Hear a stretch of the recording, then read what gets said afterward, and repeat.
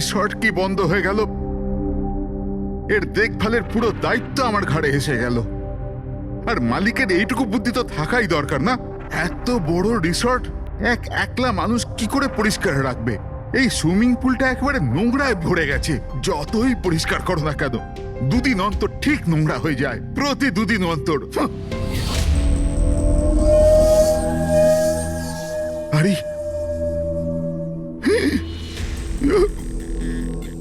আরে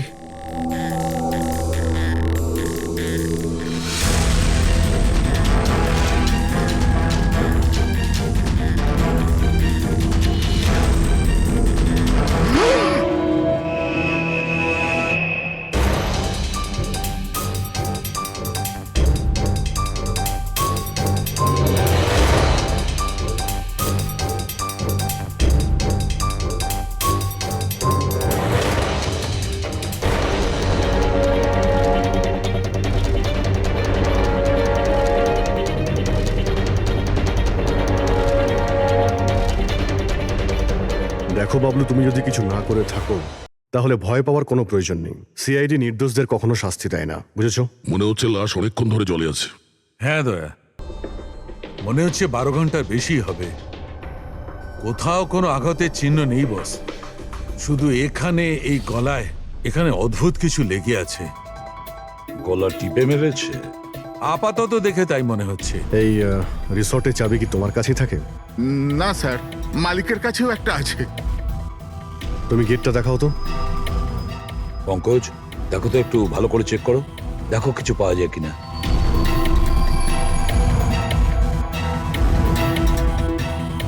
উল্টে দাও, উল্টে।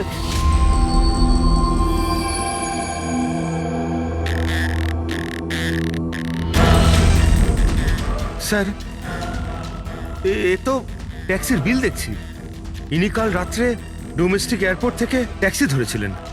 পঙ্কজ, এই লাশটার ফটো তুলে এয়ারপোর্ট সিকিউরিটিকে দেখাও, আর এর পরিচয় জানো।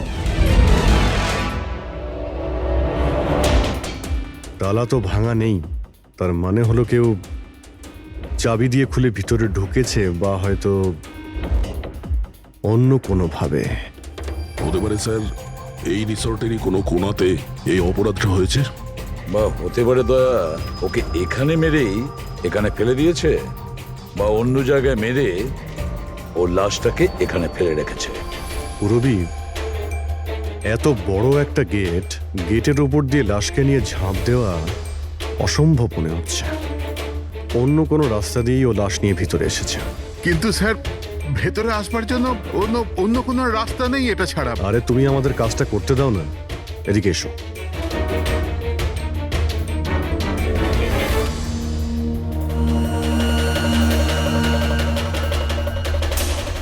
এই দেখো পুরবী, এখানে দেওয়াল ভাঙা রয়েছে, নিশ্চয়ই এখান দিয়ে এসেছিল এই খুনি। তাহলে তো স্যার এখান থেকে কোনো সূত্র পাওয়া যেতে পারে।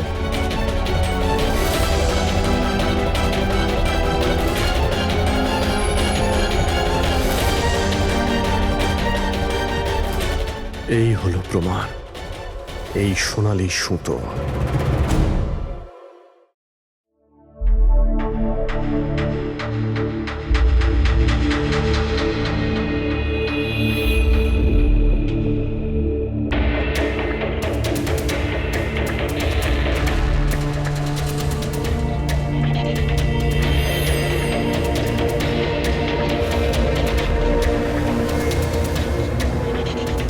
আশ্চর্য ব্যাপার, একটা অদ্ভুত জিনিস লেগে আছে এর গলার উপরে।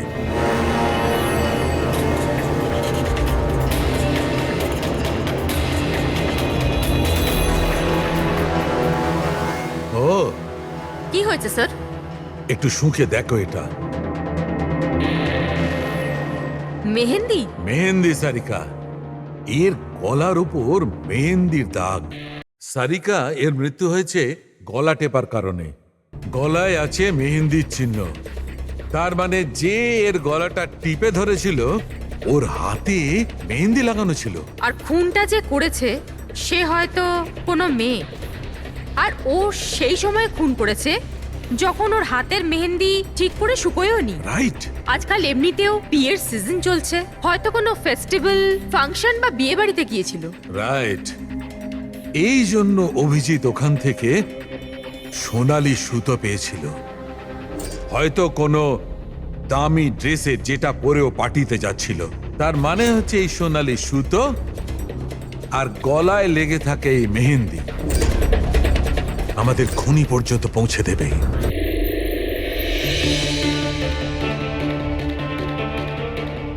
স্যার, এ হলো প্রীতি, শহরের খুব নামকরা মেহেন্দি এক্সপার্ট।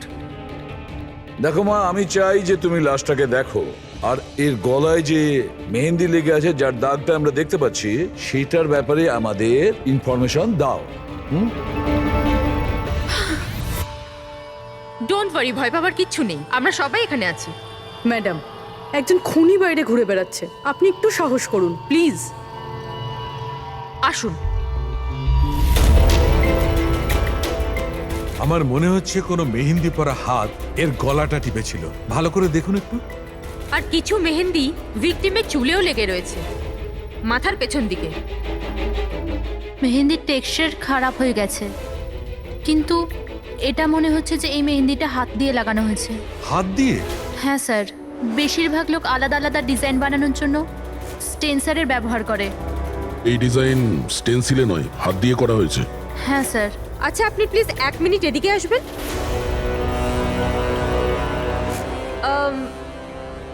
আপনি এই মেহেন্দি সম্পর্কে আর কিছু বলতে পারবেন? মানে এটা কোন কোম্পানির, কতটা পুরনো, কোথা থেকে এসেছে, এনিথিং যা জানেন। স্যার, মেহেন্দির কালার, টেক্সচার আর স্মেল থেকে মনে হচ্ছে এই মেহেন্দিটা কোনো কমার্শিয়াল কোম্পানির নয়। এটা নিশ্চয়ই কেউ বাড়িতেই বানিয়েছে। তার মানে লোকেরা সাধারণত বাড়িতে তৈরি মেহেন্দি ব্যবহার করে, তাই তো? হ্যাঁ স্যার, কারণ ওটা কেমিক্যাল ফ্রি থাকে। আচ্ছা। এরকম তো শহরে অনেক লোকই আছে যারা বাড়িতে মেহেন্দি বানায়, তাই মেহেন্দির সাহায্যে তাকে ধরতে গেলে অনেকটা সময় লেগে যাবে স্যার। স্যার, হ্যাঁ স্যার, ভিক্টিমের ব্যাপারে জানতে পেরেছি। হ্যাঁ, একে? স্যার, ওর নাম দীপেন, দিল্লিতে থাকতো। আর আমি লোকাল পুলিশকে বলে দিয়েছি যে ওর বাড়ির লোককে যেন খবর দিয়ে দেয়। গুড। আচ্ছা প্রীতি, আরো একটু দেখুন যদি আমাদের কিছু বলা যায়।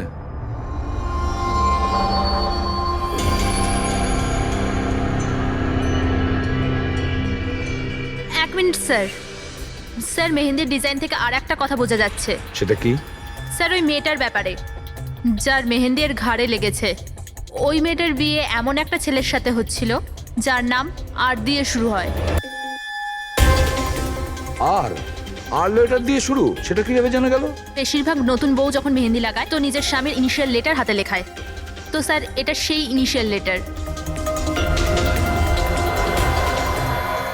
হ্যাঁ বস, উল্টো আর লেখা আছে। আর তাহলে আমাদের খোঁজ নিতে হবে এই সপ্তাহে এই শহরে কটা বিয়ে হয়েছে আর কটা বিয়ে হতে চলেছে যেখানে পাত্রের নাম আর দিয়ে শুরু।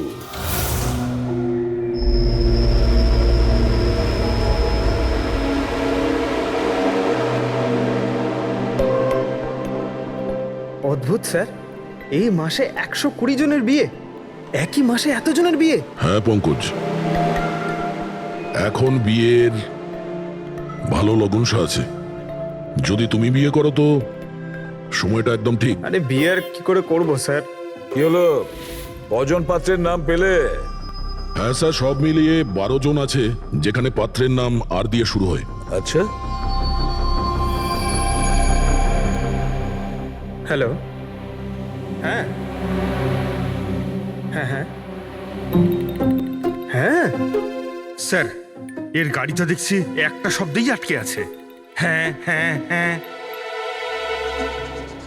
হ্যাঁ হ্যাঁ, ওকে ওকে, থ্যাংক ইউ। স্যার, হ্যাঁ পঙ্কজ। দিল্লি থেকে অফিসার ফোন করেছিলেন। উনি বলছিলেন যে দীপেনের বাড়িতে গিয়েছিলেন কিন্তু কেউ ছিল না।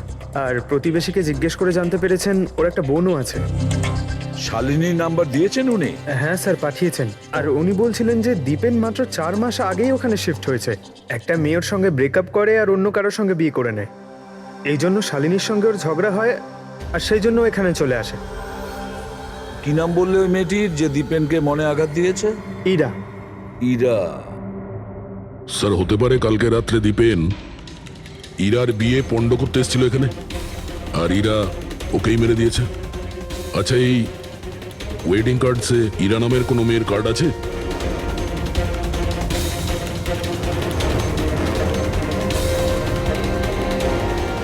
হ্যাঁ স্যার, ইরা ওয়েটস রোহিত, এই দেখুন। এই দেখো, ইরা ওয়েটস রোহিত, আর ওদের বিয়ে আজকেই। একটু ওই বিয়ে বাড়িতে গিয়ে দেখো কনের গায়ে মেহেন্দি কতটা রাঙিয়েছে। আপনারা সিআইডি থেকে এসেছেন তো যা খুশি তাই করবেন। আইনের নামে কারুর বিয়ে আটকাবার অধিকার কে দিয়েছে আপনাদের? না না, আমরা এখানে কারো বিয়ে থামাতে আসিনি। আমরা এখানে এসেছি তদন্ত করার জন্য।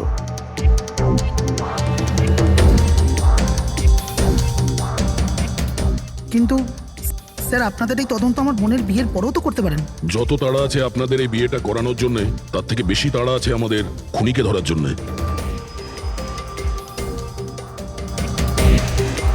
একে চেনেন আপনারা?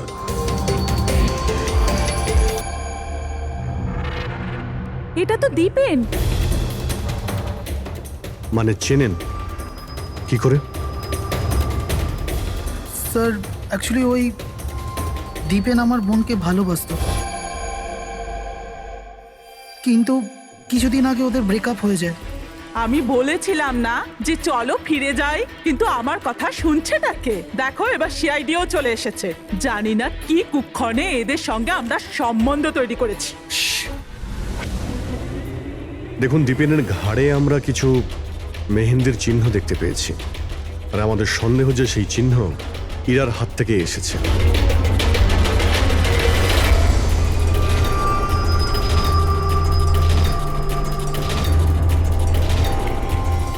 পুরবি একবার দেখে নাও তো।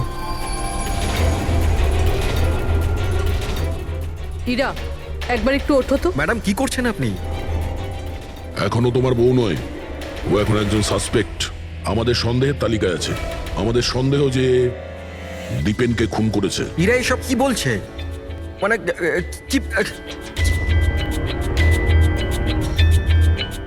তোমার হাতটা দেখাও।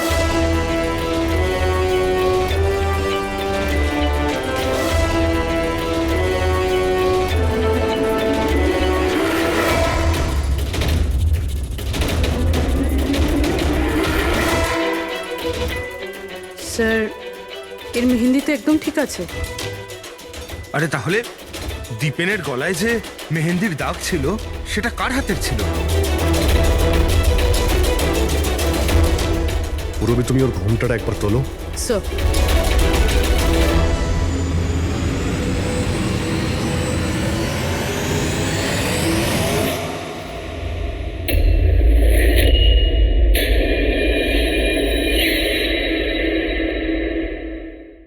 অমৃতা, তুমি এই মণ্ডপে কি করছো? আর আমার মেয়ে ইরা কোথায় বলো?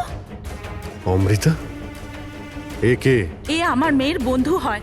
ও, মণ্ডপ থেকে তাহলে কোণে উধাও, আর কোণের জায়গাতে তার বান্ধবী বিয়ে করছে। এসব কি হচ্ছে এখানে? হ্যাঁ স্যার, ওই আসলে কাল রাতে। আরে ফ্লার্ট কে করছে রে ভাই? আমি তো তোমার প্রশংসা করছি। আচ্ছা তাই নাকি? প্রশংসা করছো? হ্যাঁ, তুমিও না, একদম পাল্টাবে না।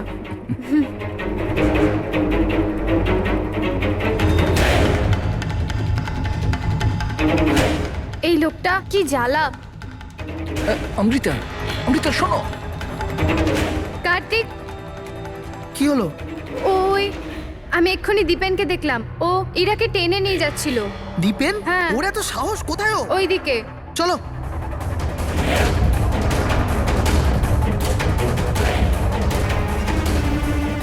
কোথায় গেল এরা দুজন? কি জানি।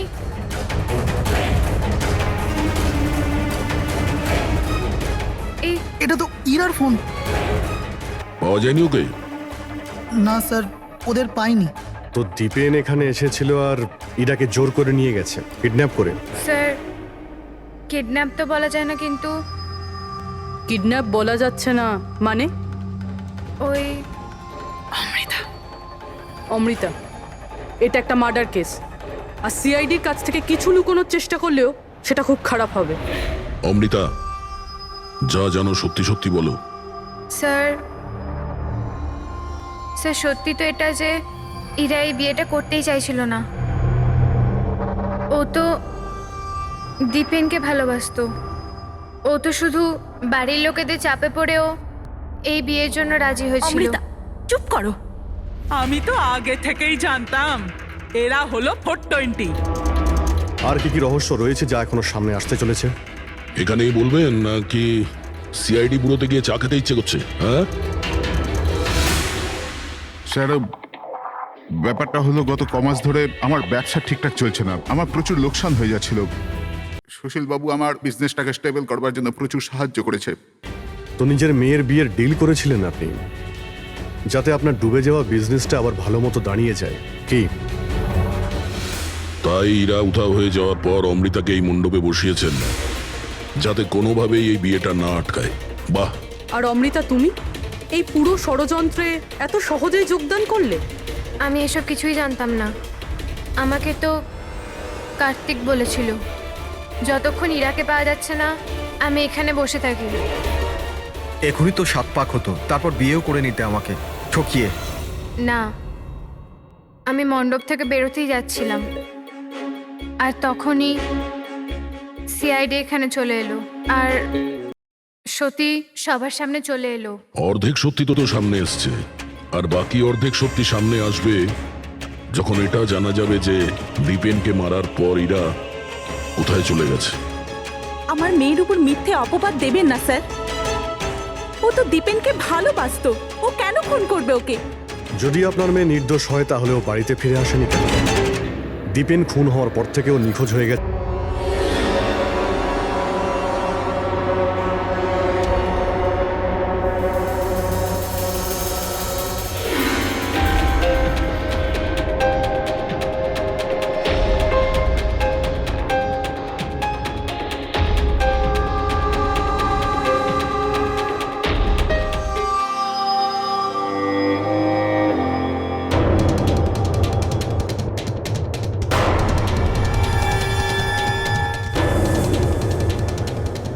তালা?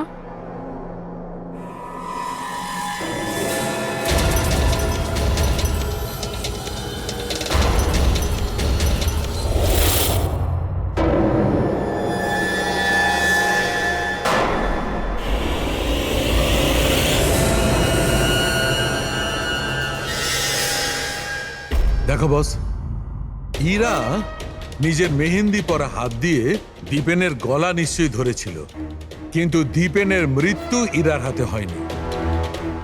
দীপেনের মৃত্যু হয়েছে কি করে? এর গলার উপর এই যে মেহেন্দির চিহ্ন আছে, যখন পরিষ্কার করলাম তখন দেখলাম আর একটা দাগ আছে। এই দেখো, এইটা। আর এই চিহ্নটা হচ্ছে কোনো দড়ির, যার কারণে দীপেনের মৃত্যু হয়েছে। তার মানে দীপেনের মৃত্যু গলায় দড়ি দিয়ে টানার কারণে হয়েছে। কিন্তু যদি ইরা খুন না করে তাহলে ইরা কোথায়? আচ্ছা, এমনটা নয় তো যে ওকেও কোনো ক্ষতি করা হয়েছে? স্যার, একটা কথা কিছুতেই মাথায় ঢুকছে না। যদি ইরা এই খুনটা না করে থাকে তাহলে করলো কে? এই খুন হয়তো ইরার বাড়ির লোকেদের মধ্যেই কেউ করেছে। আর তাছাড়া দীপেনের উপস্থিতি ওরা পছন্দ করেনি। হতে পারে দীপেনের কারণে বিয়েতে কোনো বাধা আসবে, সেই জন্য দীপেনকে খুন করে দিয়েছে। স্যার, স্যার, ইরার ফোন থেকে জানা গেছে যে ওর নিখোঁজ হওয়ার 3 ঘন্টা আগে দীপেনের বোন শালিনীর ফোন আসে। ও দিল্লি থেকে বম্বে চলে তো আসে, কিন্তু ফোন তুলছে না। শালিনীর ফোন ট্র্যাক করো, দেখা তো যাক ও এখন কোথায় আছে। আর বাকি রইল ওই সোনালি সুতো, কার হতে পারে?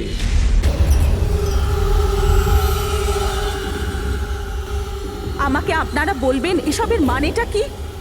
আর আপনারা এই মেহেন্দি অনুষ্ঠানের জামা কাপড়গুলো এনেছেন কেন? দেখুন, আমরা কিছু সোনালি সুতো পেয়েছি ক্রাইম সিন থেকে।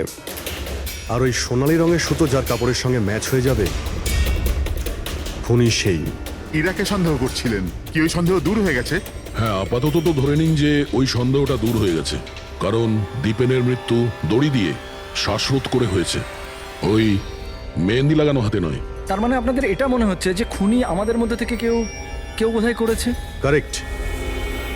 এখন শুধু সেটাই দেখতে হবে যে ওই সোনালি রঙের সুতো কার কাপড়ের সঙ্গে ম্যাচ করে। আশ্চর্য, রেশমের ছোট ছোট টুকরো থেকে আপনারা এত বড় একটা সিদ্ধান্ত নেবেন। জানি না ওই টুকরোটা ম্যাচ করবে কিনা। অদ্ভুত কথা তো আপনি বলছেন রাজন বাবু। আপনার হঠাৎ খুব অসুবিধা হচ্ছে? উল্টে আপনার খুশি হওয়ার কথা যে আমরা আপনার মেয়েকে এবারে সন্দেহ করিনি।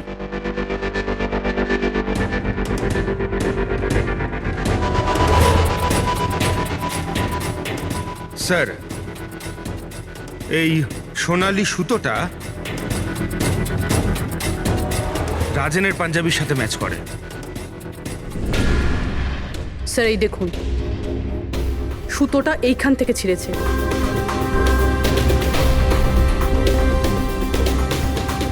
আমি বলছি আপনাদের, ওই রাতে আমি দেখেছিলাম দীপেন আর ইরাকে একসাথে। তুমি কেন বুঝতে পারছো না? আমি তোমাকে ছেড়ে বাঁচতে পারবো না আমি বাঁচতে। আর তুমি আমাকে ছাড়া অন্য কাউকে কি করে বিয়ে করছো?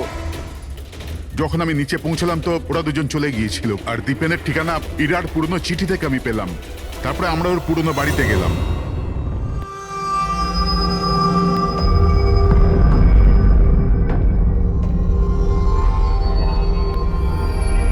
এ কি, দীপেন এইখানে? ইরা ইরা ইরা ইরা ইরা ইরা মা,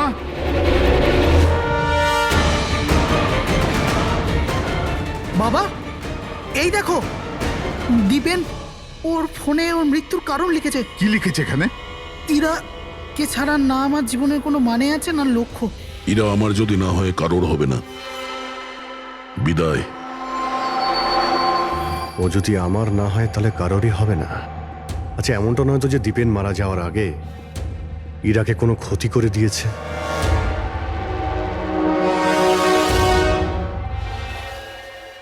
হ্যাঁ পঙ্কজ, হ্যাঁ, দীপেনের বোন শালিনীর মোবাইল ফোন ট্র্যাক হয়ে গেছে।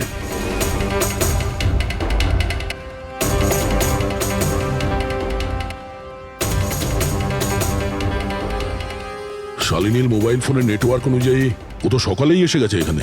হ্যাঁ, কিন্তু আমাদের ফোন তুলছে না কেন?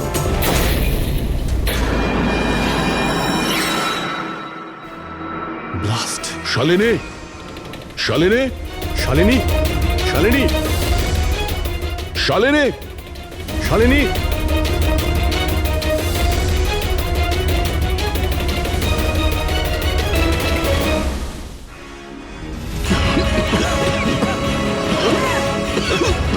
শালিনী, শালিনী,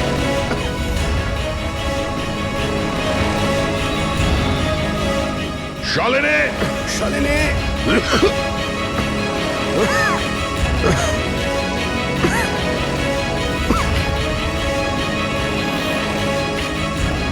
অভিজিৎ,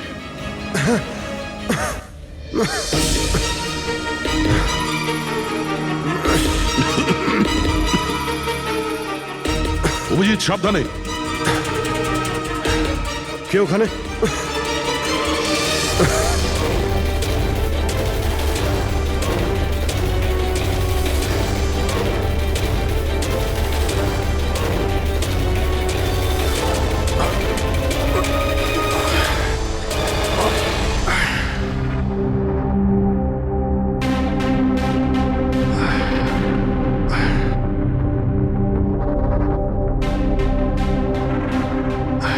হ্যাঁ অভিজিৎ, এবার চোখ ঠিক আছে? হ্যাঁ স্যার, ঠিক আছে। এটা তো ভালো হয়েছে স্যার আমরা ওই বিষাক্ত গ্যাসে বেশিক্ষণ থাকিনি। কিন্তু স্যার, শালিনী আর ইরার অবস্থা খুব একটা ভালো নয়। ডক্টর ওদের দেখছে। কোন বিষাক্ত গ্যাস ছিল ওখানে? স্যার সেটা তো জানি না, কিন্তু আমার মনে হচ্ছে টাইম স্মোক বোম ছিল ওখানে। এই দীপেন স্যার পুরো প্ল্যান করে রেখেছিল। আত্মহত্যার পরে ও ইরাকে ওর রাস্তা থেকে সরাতে চেয়েছিল। হ্যাঁ স্যার, ও তো সুইসাইড নোটে লিখেও ছিল যে ইরা যদি ওর না হয় কারোর হবে না। স্যার হ্যাঁ ডক্টর, ইরা কেমন আছে? স্যার ও এখন আউট অফ ডেঞ্জার, কিন্তু ওর এখনো জ্ঞান ফেরেনি। আচ্ছা, আর Shalini? I am sorry sir, আমরা ওকে বাঁচাতে পারিনি।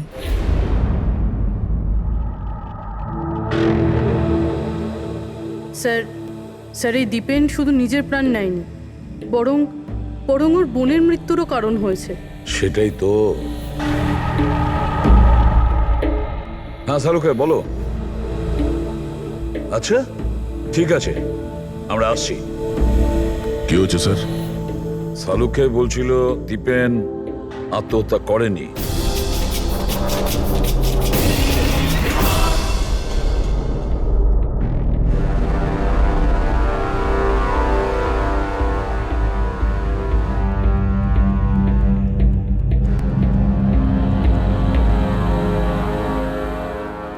আরে বলে ফেলো না শালুকে, একবার ফাইনালি বলে দাও, দীপেন আত্মহত্যা করেছে নাকি ওকে খুন করা হয়েছে?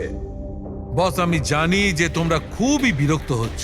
তোমাদের মনে হচ্ছে সালুকে কোনো কথাই বলছে না। কখনো বলছে ইরা দীপেনকে হত্যা করেছে, কখনো বলছে যে দীপেনের হত্যা ইরা করেইনি, কখনো বলছে দীপেন আত্মহত্যা করেছে, কখন বলছে দীপেন আত্মহত্যা করেনি। কিন্তু আমি কি করব ভাই, এই কেসটার সূত্র খুব অল্প অল্প করে আসছে। আরে স্যার, যে প্রমাণ পেয়েছেন সেটা নিয়ে কিছু বলুন না। দেখো বস, যখন কোনো মানুষকে ফাঁসির দড়িতে ঝোলানো হয় আর যখন দড়িটায় টান পড়ে তখন ওর শ্বাস বন্ধ হতে থাকে, আর তখন সে শ্বাস নেওয়ার জন্য ছটফট করে, তার ঘাড়টা নড়তে থাকে, আর ঘাড় নড়ার কারণে ফাঁসটা চেপে বসে, আর ওর ঘাড়ের ঠিক পেছন দিকে ওই ফাঁসির দড়ির গিঁটের চিহ্নটা দেখা যায়।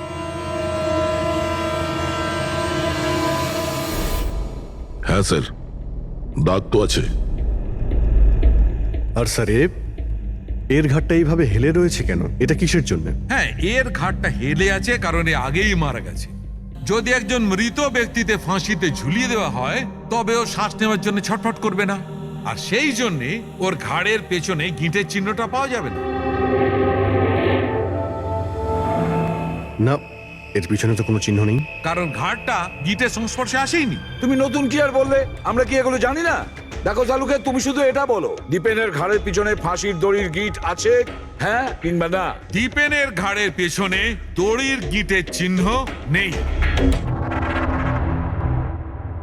এসো আমি দেখাচ্ছি। এই দেখো বস, দীপেনের ঘাড়ের ওপর কোনো চিহ্ন নেই। ও, তার মানে খুনি আমাদের ভুল বোঝাচ্ছিল। আগে থেকেই মরে যাওয়া লোককে ঝুলিয়ে দিয়েছে যাতে মনে হয় আমাদের সুইসাইড করেছে। অনেক লম্বা প্ল্যানিং করেছিল। এমন কেউ রয়েছে যে দীপেন আর ইরা দুজনকেই মারতে চেয়েছিল।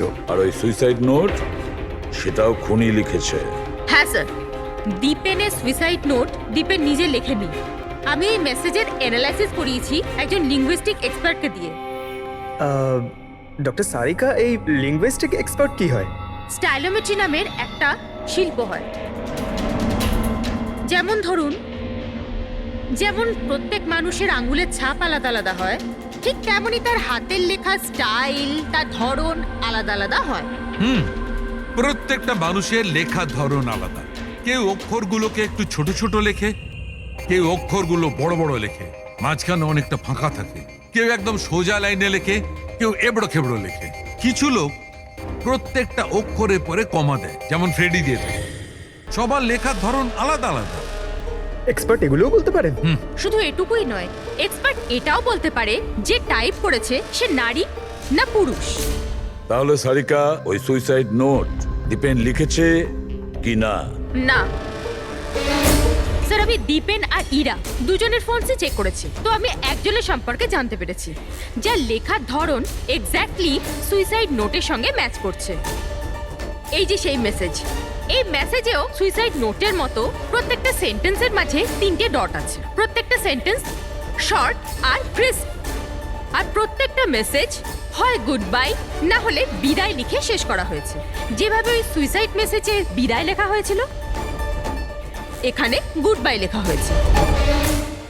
আচ্ছা, তার মানে হলো আমরা সেই খুনিকে খুঁজে পেয়েছি।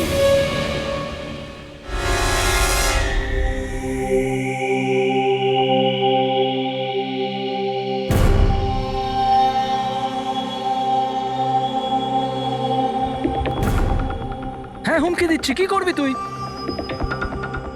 সিআইডির সামনে কাউকে হুমকি দেওয়া ভালো কথা নয়। কিন্তু আমি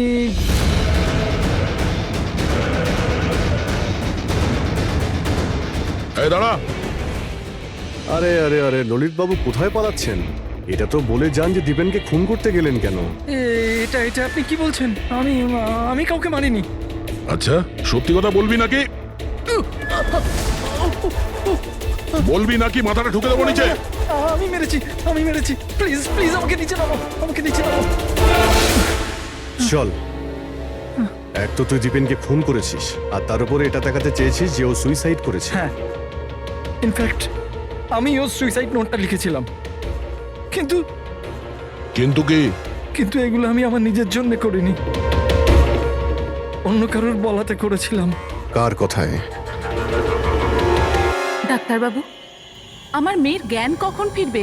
ভয় পাওয়ার কিছু নেই, খুব তাড়াতাড়ি জ্ঞান ফিরে যাবে।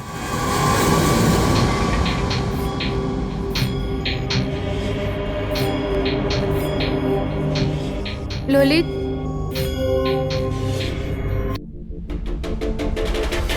তোমার হাতে হাত করা কেন লাগানো আছে? আসামির হাতে হাত করা থাকবে না তো কি থাকবে বলুন তো? অপরাধী? হ্যাঁ, এই অপরাধী নিজের অপরাধ স্বীকার করেছে ললিত। দীপেনকে এই মেরেছে।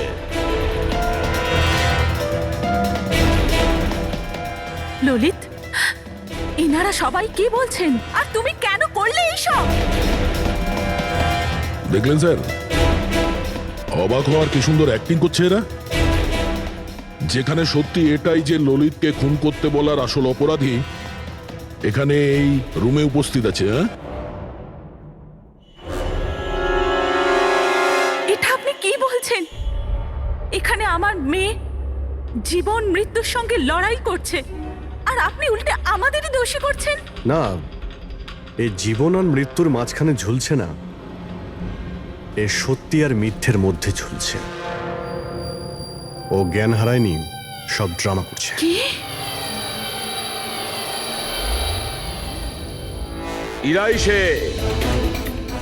ইরাই ললিতকে বলেছে দীপেনকে মেরে ফেলার জন্য। এই কি সব কথা বলছেন আপনারা?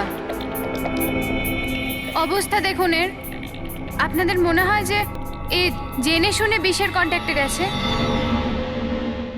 স্যার, ইঞ্জেকশন লাগিয়ে দিই? হ্যাঁ হ্যাঁ, নিশ্চয়ই, তাড়াতাড়ি। এটা কিসের ইঞ্জেকশন লাগাচ্ছেন আপনারা?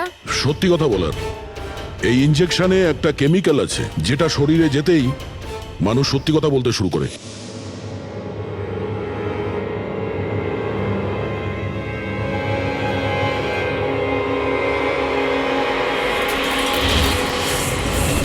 না, শুনুন। ইরা, ইরা, আরে রে কোথায় যাচ্ছে? দাঁড়াও। ইরা থামো, ইরা।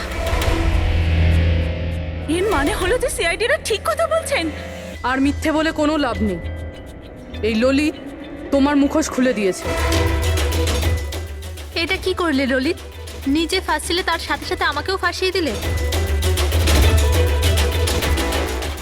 এরা এই প্রতিজ্ঞাটাই তো আমরা করেছিলাম ভালোবেসে, যে আমরা একসাথে বাঁচবো আর একসাথে মরবো। কি তোমরা দুজন একে অপরকে ভালোবাসো? এসব কবে? ইরা, তুই তো দীপেনকে ভালোবাসিস। হ্যাঁ, ও চাইতো, কিন্তু হঠাৎ করে ললিতকে ভালোবেসে ফেলে। আর এই সব কিছু করেছে ও নিজের বিয়ে ভাঙার জন্য। কিন্তু ভাগ্যক্রমে ইরার কাছে শালিনীর কল আসে যে দীপেন ইরার বিয়ে আটকাতে এসছে। আর ইরা খুব বড় প্ল্যান করেছিল। দীপেনের কাঁধে বন্দুক রেখে ও গুলি চালাতে চেয়েছিল। আর আমরা ভেবেছিলাম যে প্রথমে আমরা দীপেনকে মেরে দেবো।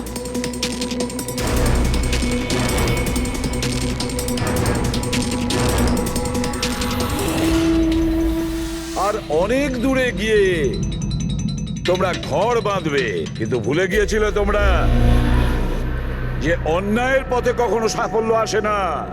বুঝেছো? আমাদের প্ল্যান একদম ঠিকঠাক চলছিল, কিন্তু বাবা আর কার্তিক এসে আমাদের প্ল্যানে জল ঢেলে দিল।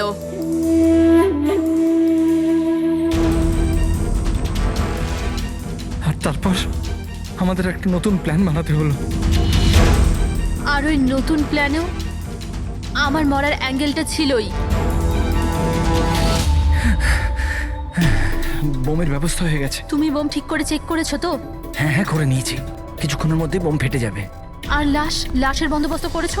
হ্যাঁ, অসুবিধা ছিল, কিন্তু কিছু টাকা দিয়ে ওই লাশটাও পেয়ে গেছি। ব্যাস, তাহলে হয়ে গেছে কাজ। আমি লাশকে আবার নিজের জামা কাপড় পরিয়ে দেবো, আর যখনই বোম ফাটবে তখন সবার মনে হবে যে দীপেনের সাথে সাথে আমিও মরে গেছি।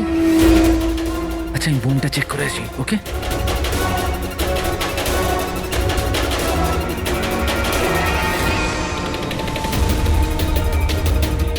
শালিনী,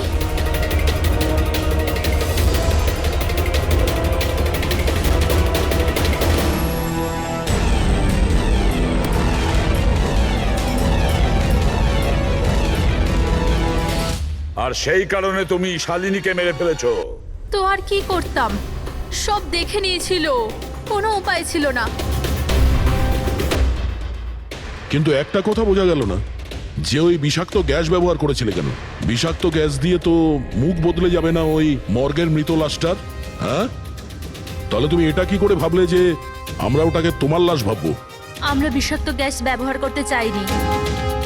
আমরা ওই বাড়িটাকে বোম দিয়ে ওড়াতে চেয়েছিলাম, কিন্তু এই ললিত ভুল করে কি বোম নিয়ে এসেছিল যেটা ফাটলই না, ফুস হয়ে গেল।